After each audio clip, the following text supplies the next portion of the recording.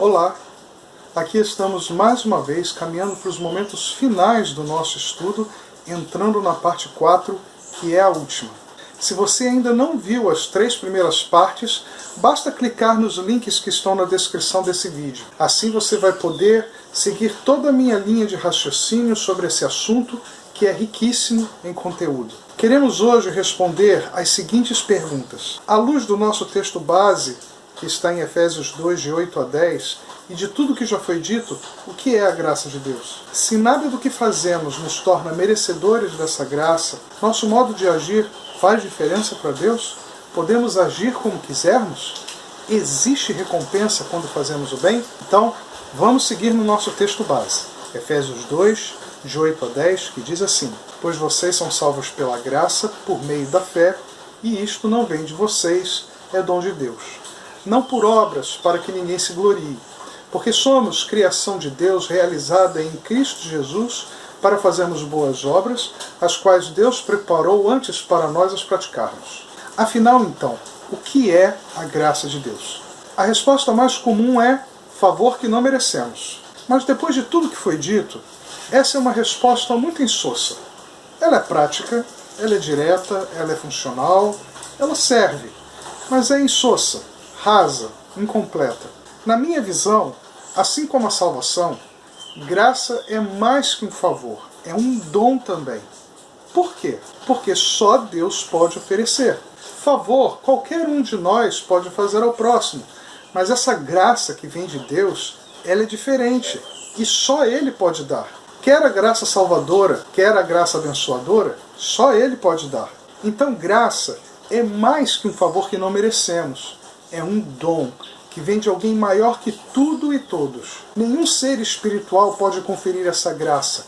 Nenhum falso Deus tem esse poder, nenhuma santidade ou entidade adorada ou venerada por homens pode dar essa graça. Somente o grande Eu Sou, o Iavé, o Adonai, o Rei dos Reis, o único e eterno Deus, trino e triuno, pode nos dar essa graça. Quando pensamos na palavra graça, são muitas as aplicabilidades dela na língua portuguesa.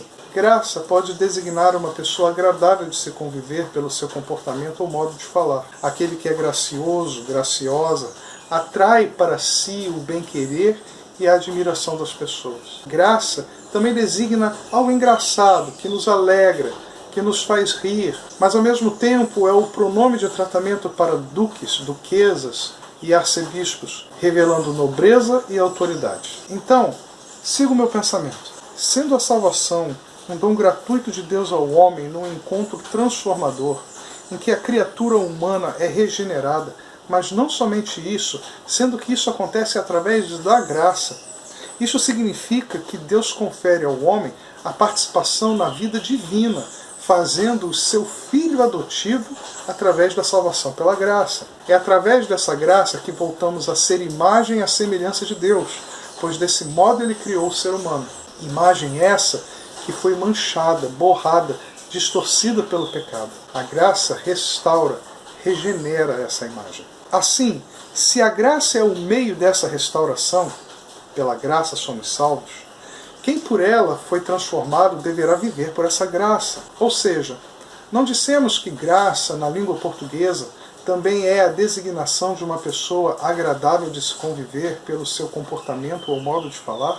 Que aponta aquele que é gracioso ou graciosa, atrai para si o bem-querer e a admiração das pessoas? E que também aponta nobreza e autoridade? A graça de Deus deve fazer exatamente isso conosco. Perceba, não estou aqui querendo impor um jeito de ser para qualquer pessoa que seja. Mas mesmo você sendo do jeito que você é, necessário se faz que seu proceder seja atraente, que a graça de Deus em você seja atraente. De maneira nenhuma me refiro a uma atração sensual ou erótica, mas me refiro em você ser um canal da atração do Espírito Santo de Deus. De que maneira? Gálatas 5, 22, 23 diz: Mas o Espírito de Deus produz o amor, a alegria, a paz, a paciência, a delicadeza, a bondade, a fidelidade, a humildade e o domínio próprio. Quem é alcançado pela graça passa a viver debaixo do poder do Evangelho. Como Paulo diz em Romanos, capítulo 1, versos 16 e 17, não me envergonho do Evangelho, porque é o poder de Deus para a salvação de todo aquele que crê, primeiro do judeu, depois do grego. Porque no Evangelho é revelada a justiça de Deus, uma justiça que do princípio ao fim é pela fé, como está escrito, o justo viverá da sua fé. O Evangelho não é o que eu acho, mas o que Jesus viveu e ensinou. Não é o que eu desejo, mas é o que eu preciso. Não se conforma com as minhas vontades, mas confronta por vezes minhas preferências. Não ignora minha inteligência, mas revela-me o sublime caminho da obediência. Não se preocupa em considerar minhas razões e lógicas, mas a desenvolver minha fé e esperança. O Evangelho é o oposto do que eu penso. É loucura frente à minha ciência. É, em muitos casos, totalmente oposto ao que seria o meu direito. É dar a face ao agressor mesmo quando estou certo. Parece inconsequente ao ensinar-me a estar contente e grato apenas com o que tenho hoje. Ele não tem no homem o centro de sua glória, pois essa pertence exclusivamente a Cristo Jesus. Pois a mensagem da cruz é loucura para os que estão perecendo, mas para nós que estamos sendo salvos, é o poder de Deus. 1 Coríntios 1,18. Quem vive pelo Evangelho se esforçará para refletir a graciosidade, a amabilidade, a alegria, a mansidão, a paz, a bondade, o perdão, a autoridade, o poder e todas as características de Deus em nós. Porque é isso que a graça é. Ela é o dom de Deus, através do qual recebemos outro dom de Deus, que é a salvação, pela qual somos regenerados, e faz com que voltemos a parecer com aquele que é a fonte de toda graça, Jesus. Quem vive pela graça dará os frutos dessa graça. Isso é o processo de santificação. Por isso, nosso texto base nos diz no verso 10, porque somos criação de Deus, realizada em Cristo Jesus, para fazermos boas obras, as quais Deus preparou antes para nós as praticarmos. Queridos, boas obras é muito mais que um trabalho feito num edifício que chamamos de igreja. É muito mais que botarmos a mão na massa desenvolvendo atividades. Boas obras são as obras de Deus. E o que é a obra de Deus? É tudo o que fazemos que reflete a Deus, sua glória, sua vontade e sua personalidade, ou seja, quem Ele é. Me lembrei da oração que é atribuída a Francisco de Assis. Mas, na verdade, essa oração não é dele. Seu texto é do início do século XX e tem, na verdade, autoria desconhecida. Mas popularizou-se em dizer que é a oração de Francisco de Assis. Mas é belíssima e eu quero lê-la nesse momento. O texto diz: Senhor, fazei-me instrumento da vossa paz. Onde houver ódio, que eu leve o amor. Onde houver ofensa, que eu leve o perdão. Onde houver discórdia, que eu leve a união. Onde houver dúvida, que eu leve a fé. Onde houver erro, que eu leve a verdade. Onde houver desespero, que eu leve a esperança. Onde houver tristeza, que eu leve alegria. Onde houver trevas, que eu leve a luz. Ó Mestre, fazei que eu procure mais consolar que ser consolado, compreender que ser compreendido, amar que ser amado. Pois é dando que se recebe, é perdoando que se é perdoado e é morrendo que se vive para a vida eterna. Esse texto reflete muito bem o que é fazer boas obras. É o que precisa estar por trás de tudo que mostramos externamente em nossas atividades. Isso é ser atraente pela graça. Fazemos boas obras porque a graça já está em nós e queremos viver de acordo com a vontade de Deus. Só através dessa natureza divina em nós, regenerada pela graça, é que conseguimos agir intencionalmente para a glorificação do Senhor. Sem a graça, isso é impossível. Para entendermos melhor, vou dizer que é como se, entre aspas, não fizéssemos mais do que a nossa obrigação. Mas é claro que não é isso. Eu usei essa expressão apenas para destacar que isso é algo que se torna natural para quem tem a graça de Deus sobre si. Não que seja um fardo, não que seja uma cota a ser cumprida. Muito pelo contrário, o que vive pela graça quer se parecer cada vez mais com aquele que concede a graça e quer ser canal de transmissão dessa graça. Essa é a diferença de quem pratica boas obras sem conhecer a Jesus. Esse faz realmente por uma obrigação. Por mais que tenha prazer em demonstrar bondade, em ajudar o próximo, faz no intuito de aplacar sua alma ou alcançar alguma mercê advinda daquilo que ela crê. Salvação, reencarnação, karma, sina, destino, evolução, nirvana, como a pessoa quiser chamar. Faz para se sentir bem, para fazer alguma diferença no mundo, esperando uma recompensa pessoal, nem que seja apenas uma sensação de dever cumprido, sem transformar isso em glória para Deus. É a salvação pelas obras. Então, até aqui, já respondemos o que é a graça e também respondemos a mais duas perguntas. Nosso modo de agir faz diferença para Deus diante da graça? Sim. Podemos agir como quisermos? Não. E daí, nos resta a última pergunta. Existe recompensa quando fazemos o bem? Ou seja, se fazemos apenas nossa obrigação, Deus nos recompensa de alguma forma? Respondo desde já que sim. O Senhor nos recompensa, mas é preciso entender bem como isso acontece, porque de maneira nenhuma, jamais existirá barganha com Deus. Um toma lá da cá. Ele nos abençoa na medida da sua graça. Já falei um pouco sobre isso na parte 1 do nosso estudo, mas sinto que preciso adicionar algumas últimas coisas. Convido você a seguir comigo nesse último trecho do nosso estudo. Vamos lá. A Bíblia nos diz, em Romanos 5,20, que onde aumentou o pecado, a graça de Deus aumentou muito mais ainda. Então, será que isso significa que quanto mais pecarmos, mais vamos ser alcançados pela graça e por isso podemos pecar à vontade? Claro que não. Tudo o que dissemos sobre a graça desde o princípio mostra esse grande não para essa pergunta. Mas muitos vivem e pensam exatamente que Deus é assim. Esse avô bobão sentado numa enorme cadeira de balanço, vendo seus netinhos aprontarem e achando tudo divertido, porque, afinal de contas, ele é Deus. Se não perdoar, deixa de ser Deus. Eu já ouvi pessoas dizendo isso. Se você assistiu os vídeos anteriores desse estudo, você sabe quão absurda é essa afirmação. Paulo responde a isso no capítulo seguinte. No capítulo 6, versos 1, 2 e 11, diz assim: que diremos então? Continuaremos pecando para que a graça aumente? De maneira nenhuma. Nós, os que morremos para o pecado, como podemos continuar vivendo nele? Considerem-se mortos para o pecado, mas vivos para Deus em Cristo Jesus. Então, isso é fundamental para entendermos de uma vez por todas que essa é a maior recompensa que podemos receber. Estamos mortos para o pecado, mas vivos para Deus em Cristo Jesus. Ainda assim, muitos ainda insistem em crer que nos tornamos merecedores de bênçãos ao viver corretamente e fazer o bem.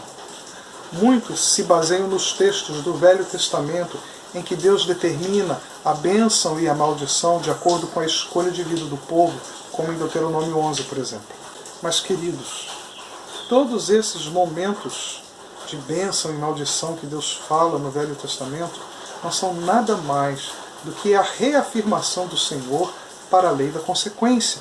E Paulo sintetiza isso muito bem em Gálatas, capítulo 6, versos de 7 a 10. Diz assim: não se deixem enganar, de Deus não se zomba, pois o que o homem semear, isso também colherá. Quem semeia para a sua carne, da carne colherá destruição, mas quem semeia para o Espírito, do Espírito colherá a vida eterna. E não nos cansemos de fazer o bem, pois no tempo próprio colheremos se não desanimarmos.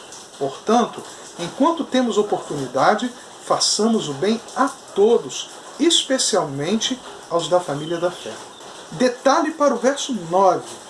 E não nos cansemos de fazer o bem, pois no tempo próprio colheremos se não desanimarmos. É Paulo dizendo que teremos lutas, que nem sempre o bem será colhido imediatamente e será necessário persistir com dores até e não desanimarmos para colhermos o bem, e que esse bem nem sempre será o bem que você espera, mas o que Deus tem para você e através de você. Como já foi dito, Deus tem prazer em nos abençoar, porque nos ama e quer cuidar de nós. Mesmo nós, sendo maus, Ele nos abençoa, mas nunca como troca, como uma recompensa direta do que fazemos. Mateus 7,11 diz: se vocês, apesar de serem maus, sabem dar boas coisas aos seus filhos, quanto mais o Pai de vocês, que está nos céus, dará coisas boas aos que lhe pedirem. E como já dissemos, Isaías 64,6, somos como o impuro, todos nós, todos os nossos atos de justiça são como trapo imundo. O verso 9 do nosso texto base diz que somos salvos não pelas obras, para que ninguém se glorie. De igual forma, se recebêssemos bênçãos por obras que fazemos, como troca do que realizamos, também poderíamos nos gloriar nisso. Paulo fala exatamente sobre isso em Gálatas 6, sobre buscarem glória para si pelo cumprimento da lei, ou seja, por fazerem coisas que causem boa impressão. Ele diz no verso 14: quanto a mim, que eu jamais me glorie, a não ser na cruz de nosso Senhor Jesus Cristo, por meio da qual o mundo foi crucificado para mim e eu para o mundo. Se houvesse barganha, poderíamos dizer: olha como fui bom e Deus me abençoou por isso. E isso é um tremendo engano. Então, como Deus nos recompensa? Eu vou fazer uma comparação bem simples que acredito nos ajudará a entender isso de uma vez por todas. Se você já utilizou o serviço da Uber, você sabe como funciona.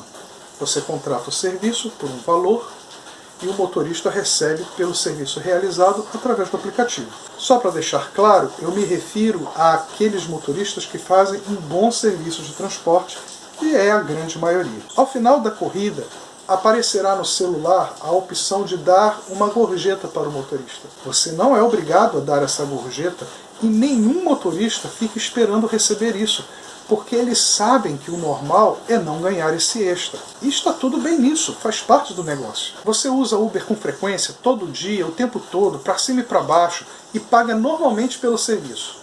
Vamos fazer de conta que você é levado sempre pelo mesmo motorista. E o tempo todo ele age bem com você. Carro limpo, educado, bom papo, palavreado adequado, tudo dentro do que se espera de um bom atendimento. Nada mais, nada menos. O normal de um bom serviço. Mas num determinado dia, algum detalhe nesse serviço te chamou a atenção. Algo no atendimento, no papo, na educação do motorista, no estado do carro, enfim, alguma coisa que faz parte da rotina, ou seja, do que para ele é normal e até para você, te agradou. Não houve nada diferente, mas algo te agradou. E você então simplesmente resolve dar a gorjeta. O motorista não fez mais do que a obrigação dele de te atender bem, mas ele achou graça aos seus olhos. Você, de forma graciosa, espontânea, sem motivo nenhum, o abençoou. É assim que Deus age conosco. Ele nos abençoa não porque fizemos algo bom, mas porque Ele viu algo em nós que chamou a atenção dele. Tiago 4,6 diz assim: Deus se opõe aos orgulhosos, mas concede graça aos humildes. É assim que Ele nos recompensa. O humilde faz as coisas sem esperar recompensa.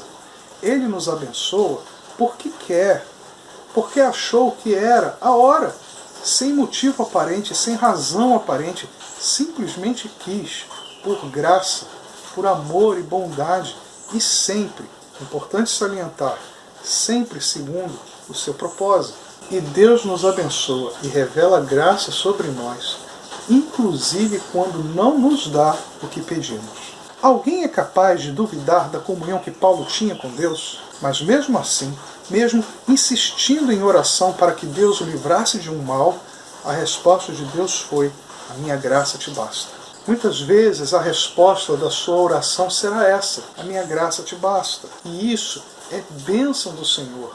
Talvez não a que você pediu, mas a que Ele sabe que é melhor para você. Isso significa que Ele te dará o que você precisa, mesmo não sendo o que você espera. Por isso, não pense que você não é abençoado por Deus. Ele sempre nos abençoa. Ele é galardoador de todos os que o buscam. Hebreus 11:6. Toda boa dádiva e todo dom perfeito vem do alto, descendo do Pai das luzes. Tiago 1,17. Sabemos que Deus age em todas as coisas para o bem daqueles que o amam, dos que foram chamados de acordo com o seu propósito. Romanos 8:28. Aquele que entende essas coisas passa a se aproximar de Deus não mais na condição daqueles que buscavam a Jesus só para ganhar comida. Sobre esses, ele respondeu: não trabalhem pela comida que se estraga, mas pela comida que permanece para a vida eterna, a qual o Filho do Homem lhes dará. João 6:26 e 27. Devemos buscar a Deus e viver piedosamente, não para recebermos algo, mas porque já recebemos.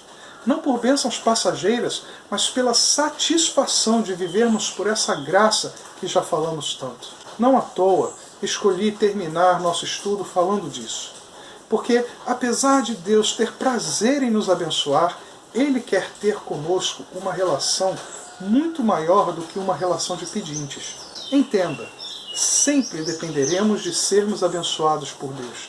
E Ele mesmo nos orienta a colocarmos nossas necessidades diante dele. Mas precisamos andar de acordo com essa graça que nos alcançou e vivermos em humildade para glorificar ao Senhor, independente de termos as bênçãos que pedimos ou não, de passarmos por dificuldades ou não, porque a nossa vida com Ele não pode ser uma relação rasa e interesseira. Oséias 6:3 diz: conheçamos o Senhor e nos esforcemos por conhecê-lo. Que tal começar por parar de tentar barganhar com Deus, porque você não vai conseguir, e deixar que a graça dele conduza a sua vida do jeito que ele quiser e não do jeito que você espera. Lembre-se, o justo viverá pela fé. E viver achando que dá para fazer um escambo com as bênçãos e a graça de Deus, definitivamente não é fé. Assim, esse pode ser um bom começo para vivermos de fato o que João Batista tão maravilhosamente afirmou. É necessário que ele cresça e que eu diminua. João capítulo 3, verso 30. Que a nossa vontade esteja sempre submissa à boa, agradável, perfeita e, por que não dizer, graciosa vontade de Deus. Que esse estudo possa ter te abençoado grandemente. Que essas reflexões possam fazer diferença na sua vida. Esse é o meu desejo, porque é o que eu quero para mim. E a mesma coisa que eu desejo para mim, a transformação da minha vida, o crescimento do meu relacionamento com Deus, eu também desejo para você. Que Deus te abençoe.